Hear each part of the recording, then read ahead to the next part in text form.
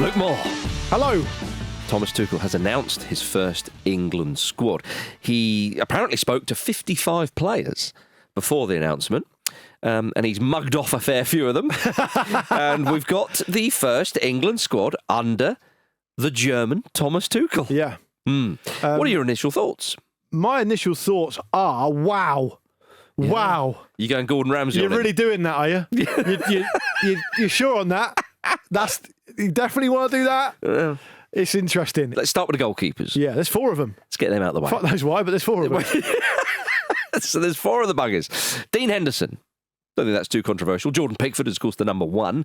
Aaron Ramsdale, who has been very used to picking the ball out of his own net at Southampton, but he has played well. It's odd to think that because he's had so many goals stuffed past him, but he's managed to come out with a little bit of credit at least. And then James Trafford, the very highly rated goalkeeper at Burnley, who people wax lyrical about his ability to play the ball and join in with the play, a bit like Manuel Neuer he was compared to. He's a modern goalkeeper by 1 or 2 others. So 4 goalkeepers. And is it just a number that you're surprised with there? I think there's an element of this squad which is going to become clear over the next 15 minutes or so that we talk about it, that he clearly wants to see players close up. Mm-hmm. He wants to spend some time with them. I understand that aspect of it. It's his first squad, as you've said, and he wants to look at players.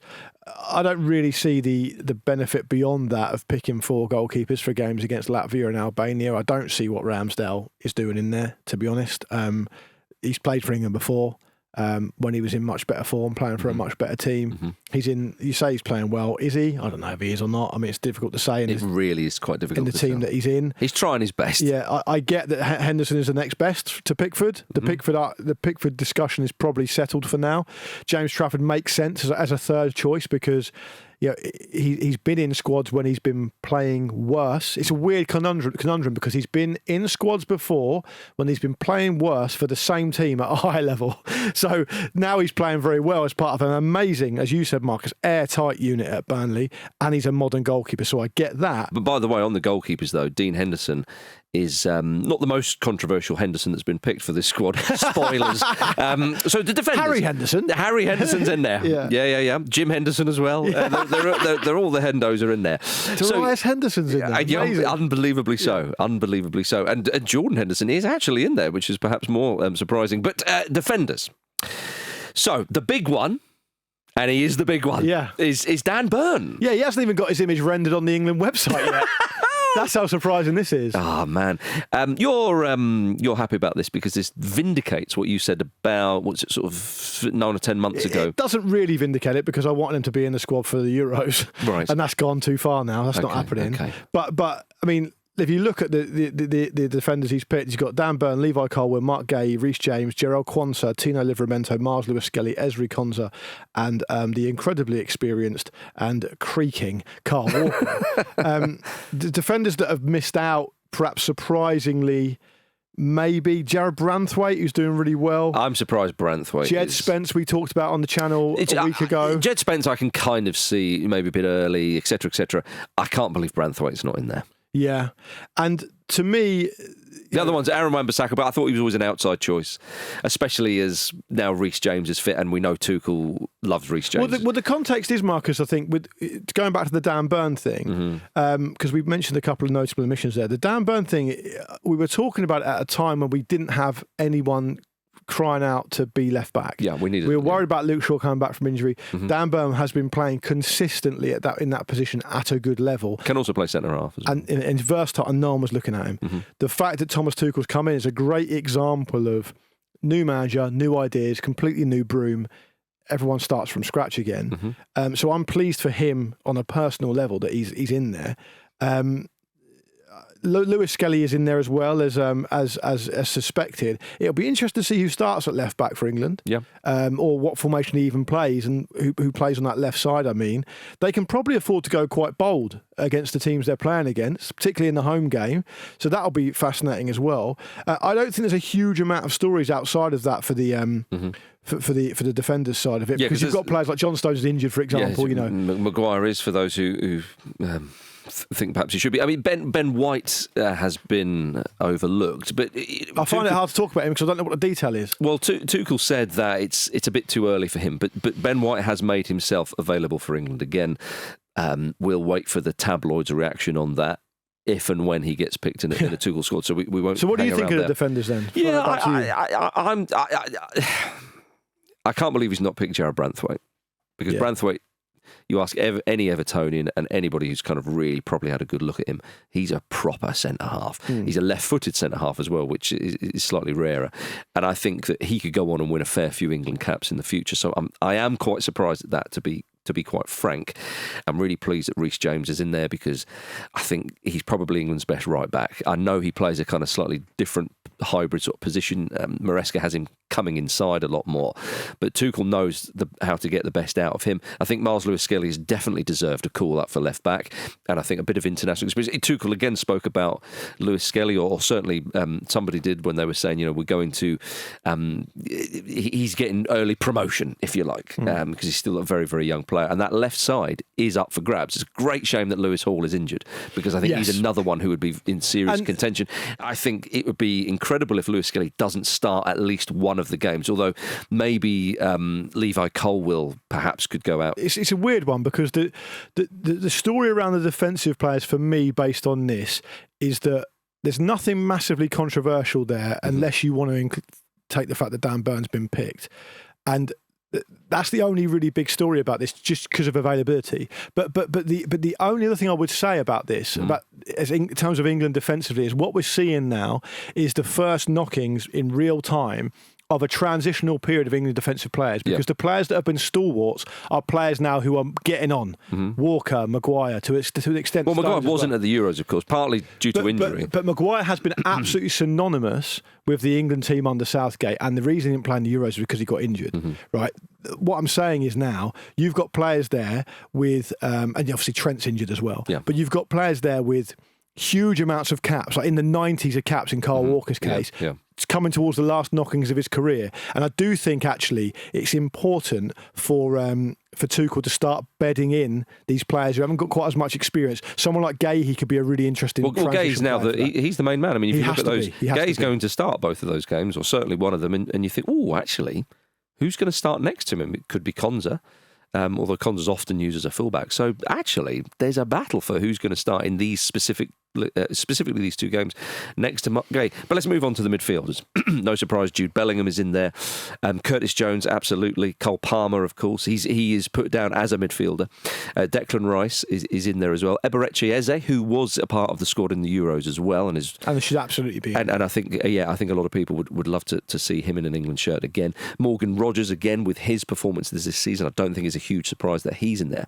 The one that is a huge surprise, let's be honest, is Jordan Henderson. And Thomas Tuchel was full of praise for Henderson. I mean, he said Jordan is a serial winner. He's the captain of Ajax. He's available and played a lot of matches. What he brings to every team is leadership, character, personality, energy. He makes sure that everyone lives by standards, and with this characteristic, he embodies everything that we try to build. So he's saying Jordan Henderson embodies everything that we want from this team. Now, that was the case for a bit under Southgate, but clearly, by the summer, when the Euros came along, Southgate thought, I don't agree with that anymore. The age Henderson is, and I suppose you could argue the league, although he's playing for a proper side in Ajax.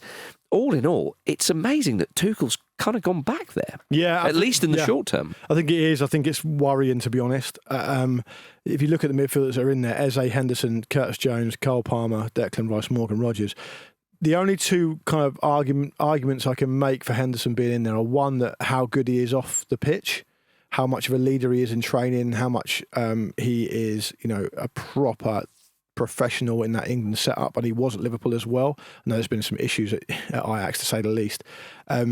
But you've got Declan Rice in there for that. He can do that. Well, even nowadays, Bellingham. Yeah.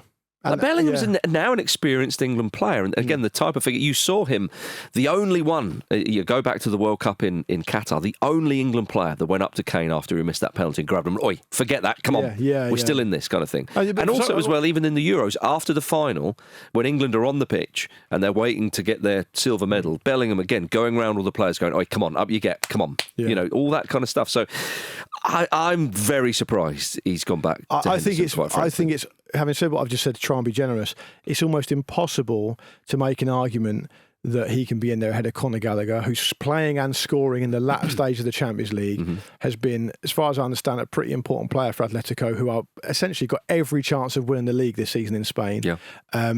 And is 5 years younger than him, maybe even more than that. Well, more than that, way more than that. Yeah. So it's strange. Adam Wharton again. He's been unlucky with injury and is just fighting his way back. But he's a player who's unlike any other player we've got really. I think Morgan Gibbs-White will be tearing his hair out, and rightly so. Elliot Anderson's been good. If you're going to look at a new player, maybe look at him. I don't see a justification for including Henderson over them. I'm not sure why it's happened. Even little Angel Gomez, who impressed us as well. Angel Gomez is another player with his own type of profile, but I think really he was elevated by Kazi because of their history together. Yeah. I'm not surprised I've got nothing against him, but I'm not surprised to not see him in there. Yeah. Moving on to the forwards, Jared Bowen, Phil Foden, Anthony Gordon, Harry Kane, Marcus Rashford and Dominic Solanke. So not huge surprises, although maybe the inclusion of Marcus Rashford might be... I don't think so. I could have seen him doing that. Yeah, I mean, he's left out Jack Grealish, but again, the reports that he's injured, but I mean, Grealish has not had a good time of it of late. Callum Hudson-Odoi might be a bit disappointed with the displays he's put in. Ethan Nwaneri, plenty of years left in that tank. Yeah, I don't mind too much about that. Yeah, indeed, yeah. Jamie Gittins at Dortmund, I'll be honest, I haven't seen that much. He hasn't been as good in this second half of the season, but again, would have been an outside call. Liam Delap was the one that we kind of wanted to see in there because we felt that if Solanke was injured, he would be third choice striker maybe behind Kane and Watkins. Well, Watkins is injured. He's got Solanke in there, but he's not found room for Liam Delap. But again, Liam Delap is a young player, so I suppose we can... I think you've got to pick Delap. Yeah. I just think you've got to pick Delap because the profile of player he is. And to me, there's an exciting way of picking this first squad, and Tuchel's missed it. I think if you pick Gibbs-White and you pick Delap and you pick Branthwaite and you pick kind of players of that nature, even Hudson-Odoi, I think, as well. You pick them, you think, okay, he means business. I think the fact that he's reverted to type and gone for a Jordan Henderson and kind of kept it a little bit safe, given the teams we're playing against. Is that hugely surprising, though? Because I think, does this squad suggest that he is just going to be Mr. Pragmatic, Tuchel? I'm only here for 18 months. My remit is to win the World Cup. There's the idea of future planning, all that kind of stuff. No, I've got to win it. So who are the players that are going to just give me the best chance of that and sod all that kind of talk of young players and exciting players? Yeah, I get that, but it's also a bit about... very early days, I know, but I just wonder if that's... It's a bit about vibes, isn't it? Because England have got loads of really good players. It's somehow when you see a squad like that announced, you're just a bit deflated by it. You know, I don't think there is a justification for playing Henderson because for picking Henderson because what's he actually saying? Yeah, but you say about vibes. He's thinking that's what Henderson brings. He embodies what we want to be. And Tuchel talk about international football as like a brotherhood is one of the other words he mentioned. He wants everybody to be united and brought together. And I suppose for a guy who, let's be honest, he is a foreigner. I know it sounds, I sound a bit tabloidy saying that. So is he thinking I need as many, did Southgate refer to some of his players as tribal leaders almost? I think it was the language he used. I need a few guys like that. And pick Brian Robson then. Yeah, come on, don't be silly. Don't be silly. No, it's not being silly because the point I'm making is you can't rely on that forever. How much Jordan Henderson hasn't been around these players? Well, I'm agreeing with you. I'm trying to sort of think about what the justification is. With Dan Burn, I think a lot of people go, oh, that's nice. I think there would be a bit of goodwill towards Dan Burn in there. And I think with Rashford coming back, I think some people might not be sold on that, but some people go, fair. He looks business. He looks like he means business. He's got the experience and so on. I know Henderson's got the experience, but that is the one where people will go, oh, hang on. And so I think that some people may fear that Tuchel's going to be very, very pragmatic. Yeah, that's as an England manager. It's also piling pressure on himself because if he picks Henderson and England look flat, it's a really, really bad start. Yep. And I wanted to end this by just saying, look, it's clearly a couple of games that England should get through easily. Yeah. That brings its own pressure. It's a new broom. It's a new start. People are going to be razor sharp focused on the formation, on how England play, the tempo, all that stuff that dogged Southgate towards the end of his tenure, and all that stuff that's dogged several England managers.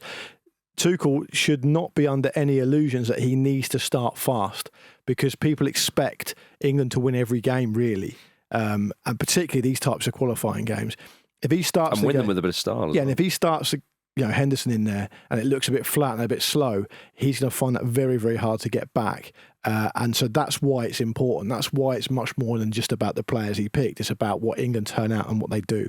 And he's kind of piled pressure on himself by doing that. He must have known that's a risk, but he's done it anyway. So we'll see what happens. We will. But despite all that, it is exciting though, and we're looking forward to seeing the Three Lions once again.